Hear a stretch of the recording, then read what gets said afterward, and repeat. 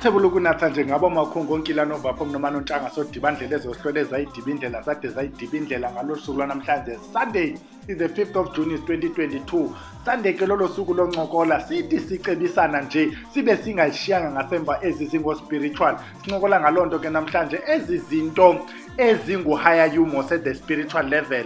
That's the higher you. Sincokola ngengxaki othi ugagane nazo wena muntu uthe ube uyathwasa. Sincokola ngengxaki zobizo zomuntu othwasa. Ingabhekisa kuweke lento ingabhekisa kumuntu omazi umakazi wakho udade uba umalume umnakwenu kanye umntanakho utatakho mama yayibona mosonto ichoyo because into yobizo ayikhethi man ithi ngana kubani na okhethwe bubuhlwele bakho wabo. Sincokola ngazo ezo ngxaki zabantu abathe babe balandela ubizo. Kodwa uzawufumana uba ingxaki zobizo zihambe wonke umuntu onengxaki yobizo. Ezinye zezi zinto zihambe zimthinqa umuntu olandela into ebengakhethanga ukuba ibe yinto yakhe. Sizawukhe sincokole naleyo ethi bakhona abantu ufumana uba ubizo olu umuntu engade ayoluthenga. Bayoluthenga kabanye bothenga amaselwa athethayo, bothenga into ezithethwayo, athethe izizwe zobhula. Umuntu akanayo lento uba makahlola abantu kodwa uyayifuna amba uyoyithenga. Omnye mhlawumbi wayicinga bikhona kanti ayikho ngokuxakene nento abantu balindele ba abe uyahlola kanti yena akanayo loo nto. Sincokola ngalo ezo ngxaki ke zininzi kodwa sizawubalula nje zibe 10. Sigcinine sanje into ethi mntana omhle wena muntu othi ufuna ukwenza i-appointment apha ekhaya. Apha sincokola nawe man ngengxaki zakho sizi-analyze besiphume entweni ethi mhlawumbi lento uyichazayo ikumila kunje from what you just said. From the analysis of what you just explained, this is what it means. And xa inje mntana omhle nanku umkhombandlela uyayibhamo sinathu into enziwayo apha kwabhele xa usenza lo appointment. Masingene kuyo ke lento yezingxaki zobizo sichilo sathi zininzi zikhona ingxaki zakho wena. Sawubalula nje benye ingxaki yakho where you contribute to the problem but ikakhulu zezingxaki ezibeyond wena sabe zili-10 ke mntana omhle. Asithi makuthweni khasithi ezizinto ujongene nazo you not the only one. Awungomuntu oqala ukuleqwa lubizo, awuzuba ngulast one bazawulandela nabanye. Kodwa what we are requesting, what we are imploring, what we are begging ukuthi xa inguwe umuntu okwazi unceda abantu abakubizo, don't be abusive. Masizameni ukutshintsha le traditional health practice ibe ne-human face man, ingabi lento siyibonayo phandle apha. Masiyiqalise ingxaki yokuqala ke without ukuzigrade sithi yiphe phezulu akukho number 1 number last lento ingxaki yokufuna isitya emnyameni. Umuntu into ithi wena kufanele ube uthatha ubizo lwabantu abadala bakokwenu, fanele uthatha isiphiwo sabantu abadala bakokwenu. Umuntu akayazi ukuthi makuphunywe phi kuyiwe phi xa bekutheni. Funa isitya emnyameni nanku umntana nomntu sevaleka amehlo, nanku sevaleka indlebe, nanku umntana nomntu kuphela imali esandleni, ugxothwa emisebenzini, kuphela imitshato. Xa ejikela kwenda kuthiwa sisichitho kunyangwe izilwane kanti yilento yabantu bakokwabo. Nanku umntana nomntu wenza izinto nje bengafanele uyazenza. Omnye yayibona masingade singene nzulu kodwa ipoint yobana ufuna isitya emnyameni awuboni umkhombandlela. Eyesibini lengxaki yokubana uthi sewuthe uyayilandela lento uyokuyenza imisebenzi asuka apho umntana ebhele abaleke njengabanye aye eMpumalanga because baleka eMpumalanga ubuninzi babantu kuba kudwa hayi le ithongo libomvu liyakhawuleza lona ndizawuhamba nje 2 months ndibuye. Xa esebuya segoduswa ezobekwa kokwabo kumnyama ebhodini xa ithi uyosabela kuthiwa hayi wena zange uyenzelwe intatha bhekile, zange uyenza imbeleko kwafana bapha kokwenu uchazwe ebusweni awuyenzanga, befamba unengqithi, befamba wenzelwe intambeku, befamba yabona izinto zange zenziwe phana kuba lelinye ilizwe elinezinto zela lizwe. Le misebenzi uyenzileyo eminye bengafananga uyenzile. Kubekho nansi ke ngoku eyikhila mntana omhle ufikile kule ndawo zothwasiswa kuyo kuloo kona singazuthi phi. Xa ufikayo apha ubone ukuthi lento yokuba ungumntu has been stripped off. Apha you are a slave, apha you are a nobody, apha you are worse than abantwana balapha, even izinja zalapha uyeyona nto ikhe ayabinasidima under the sun.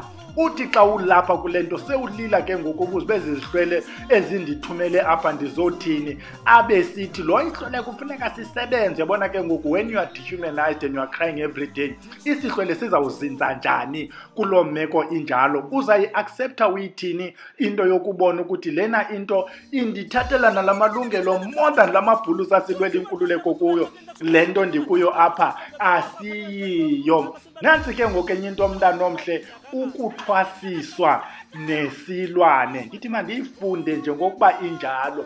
Ungenile kule ndawo yothwasa, wena mntana omhle ubulandelwa zizinto ebezikulandela, unezilwane ubunazo, ezo zithunzela zakokwenu, ezo nyoka zise-next door, loo nto ithile yasendaweni ethile bezihamba nawe ngokuyothwasa. Sasiyithethile into ethi izihlwele azingeni kwindawo emdaka. Thwasile ke ngokuthwase nezi zinto. Xa uthetha phi mntana omhle? Xa kujongwe kuwe kubonwa ntoni? Esi silwane ibingaski be into eqala isusu ube clean. Loo nto kudala wawungathwasisi ungakhange uqale unyangwe izinto ohamba nazo, ukwenzela uba xa ungena kweli phehlo ungene noko uthe waba nako ukugutyuleka, ungathwasiswa nesilwane. Nantsi masiphinde siyifunde ukuthwasela isilwane. Le ndawo uze kuyo uzothwasisa kuyo, zangathwase nalona walapha umntu wayolanda into ayilande kuloo ndawo kuyo. Yile asebenza ngayo, yile anibiza ngayo njengoba nilapha nje nizothwasa. Yeyona nto anyanga ngayo naxa ekugodusa. Ukugodusa nayo lena into akucuntsulele kule nyoka yakhe so that ihambe manje levangeli yabantu abathwasele inyoka. Nawe kiza kunceda into yokuba nawe xa sewuthwasisa bakho ubathwasisele le nyoka, kuba kaloku akho sihlwele apha kuwe besingekho kulaa mntu bekuthwasisa asizubakho nakwaba bazawulandela emva kwakho. Another one nayo ephinde ibe yikhila yile financial abuse nezinye indidi ze-abuse. Ndizawuqala njengezinye. Uyabalisa umntu yafona apha nto ubhelele ndawo ndithwasa kuyo, ndathathelwa kwazi impahla endandinazo ukuthi ithwasa lizawuthini impahla. Uthathelwe isihlangu, uthathelwe ibhegi, uthathelwe iwotshi. Yabona ngoku ngathi usetrongweni ngoku uyakhuthuzwa ngabo notrongo ufikele kubo, kanti ubuzokwenzana kweli khaya. Apha kufuna imali yale uyayikhupha, funa imali. Umasiba ngoku apha you are a cash cow than umntu ozothwasa. Zonke iingxaki zalapha kufuneka zijonge wena. Imile le ndlela ibikwenzela imali kuba ngoku uzogcinwa kweli khaya ngathi ungusithunzela. Mhlawumbi unguye usithunzela qha sikayiqapheli le meko yakho. Enye ingxaki zabantu abathe bothwasa, uthwasile ke waphuma wabuya wafika ulapha ekhaya. Mhlawumbi omnye usephayana ephehlweni kuvaleke ebhodini akho kwathongo elithi makuthweni. Bayavuka abanye bahlalutya awabo amathongo. Hayi ndiphuphe ugogo, ingathi ugogo ndinika ingcambe efuna uba yathi wathi mayithiwe omnye ezene lakhe.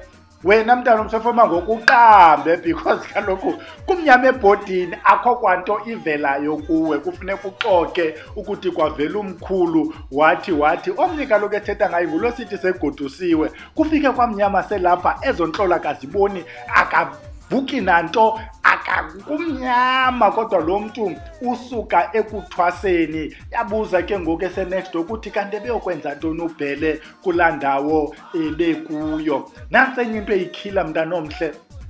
Asifuni uyipoliticize le nto kodwa yingxaki ekhoyo.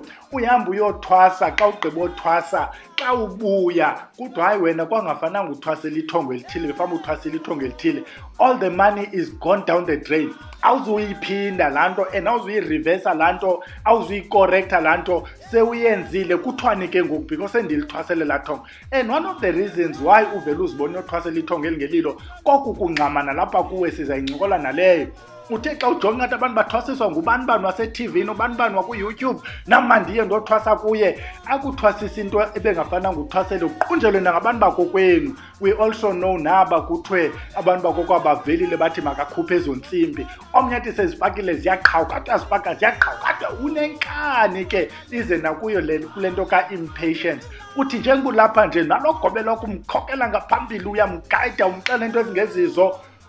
Kuzawubuzwa ke nokhontoni kwenye indaba wakhe wathwasa nangaphambili. Kutheni izinto zasekuthwaseni ngathi ufuna udodlula nje ngozazi. Omnye abe ethethe yiyo abantu bakokwabo bathi makathi.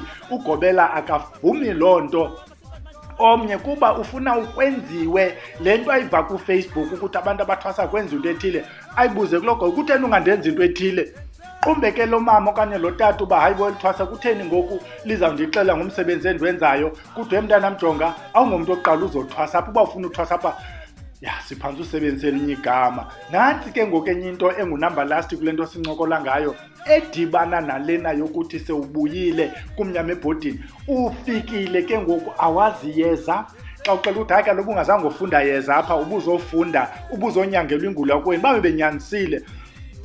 Awufundiswanga nezantlola ke mntana omhle befamba uphosa amathambo, awufundiswanga nesako wenu isilawu, awazi nesilawu kuba kaloku esi silawu besibethwe emva kwendlu, uthathe ngokusinikwa ungaziba kusetyenziswe ntoni, kodwa hayi awuzuxelwa yeza apho uzawuthi xa ufuna ukwazi yeza uphinde ulibuyele. Yiloo nto ke sithi jikela wena uzobhalisa apha kule academy yakwaBhele ufunde okweyeza mani, noba uzazi ezinye oku kweyeza siyekele yalala camakho.